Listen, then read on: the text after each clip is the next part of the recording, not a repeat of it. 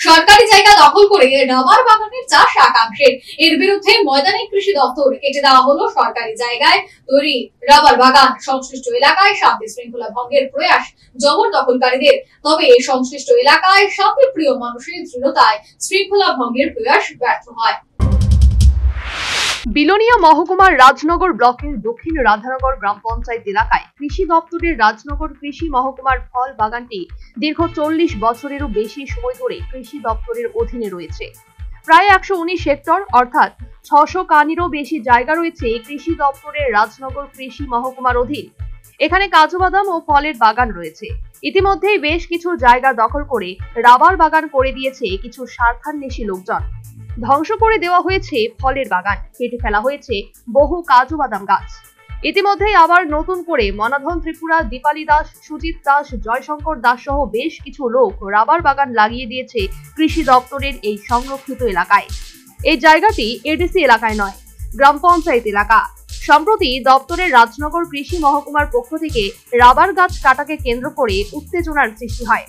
তীব্রামাথা দলের পক্ষ থেকে রাজনগর কৃষি মহকুমা অফিসে তালা লাগিয়ে উত্তেজনার সৃষ্টি করতে চাইলে পুলিশের সাথে তীব্রামাথা দলের কর্মীদের সাথে ধস্তাধস্তি হয় এবং পরবর্তী সময়ে হুমকিও প্রদান করা হয়। এই ঘটনাকে কেন্দ্র করে আজ দক্ষিণ জেলার কৃষি উপ অধিকর্তা সুমিত সাহা, রাজনগর ও ভারতচন্দ্রনগর কৃষি মহকুমার কৃষি তত্ত্বাবধায়ক দীপক চন্দ্র দাস ও অজিত পাটারি সহ দপ্তরের আধিকারিকরা এলাকা পরিদর্শনে যান।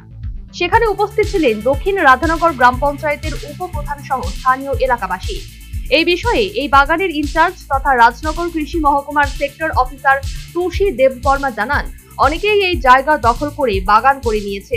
নতুন করে যাতে আর কোনো বাগান না হয় তার জন্য বারবার পদক্ষেপ গ্রহণ করা হচ্ছে। মনাধন ত্রিপুরা সহ অন্যান্যদের বারবার বারণ করা সত্ত্বেও তারা এখানে ফল গাছ কেটে রাবার বাগান লাগিয়ে দিয়েছে।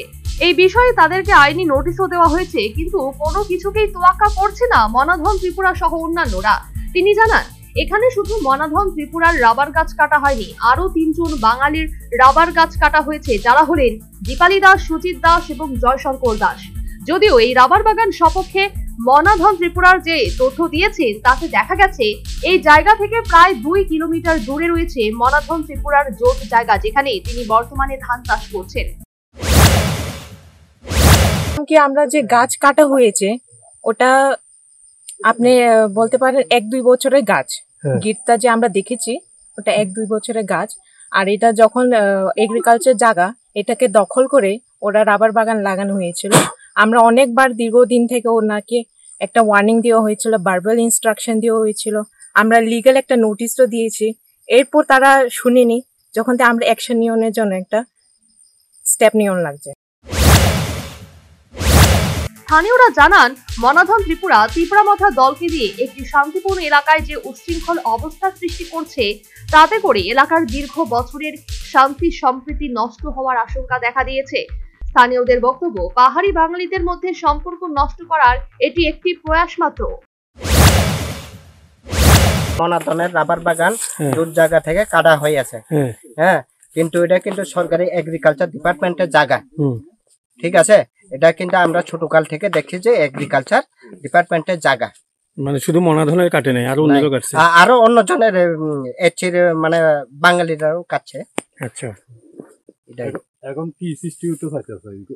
এটা মানে এটা নিয়ে মানে ট্রাইবেল বাঙালি মানে অনেকজনের সমালোচনা চালাইছে যে মানে মানে উচ্ছৃঙ্খলতা ভাবে মানুষের লোকের ঝগড়াঝাটি লড়াই লাগবার জন্য এভাবে দেখতেছে। যদিও এই এলাকায় এখনো প্রচুর পরিমাণে রাবার বাগান রয়েছে, এ বিষয়ে দপ্তরের বক্তব্য, তারা ধীরে ধীরে সবগুলির বিরুদ্ধে আইনি পদক্ষেপ গ্রহণ করে যথাযথ ব্যবস্থা গ্রহণ করা হবে। কৃষি দপ্তরের ফলের বাগানে এই ধরনের ঘটনায় এলাকা জুড়ে চাঞ্চল্যের সৃষ্টি হয়েছে। এখন দেখার বিষয় দপ্তর প্রশাসন কিংবা সরকার এ বিষয়ে কি পদক্ষেপ গ্রহণ করে। Bureau report, news vanguard.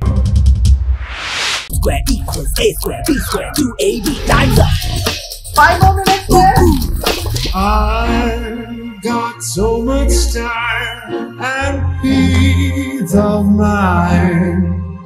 Life's feeling fine. My time to shine. At SIP Abacus, we build math foundation and improve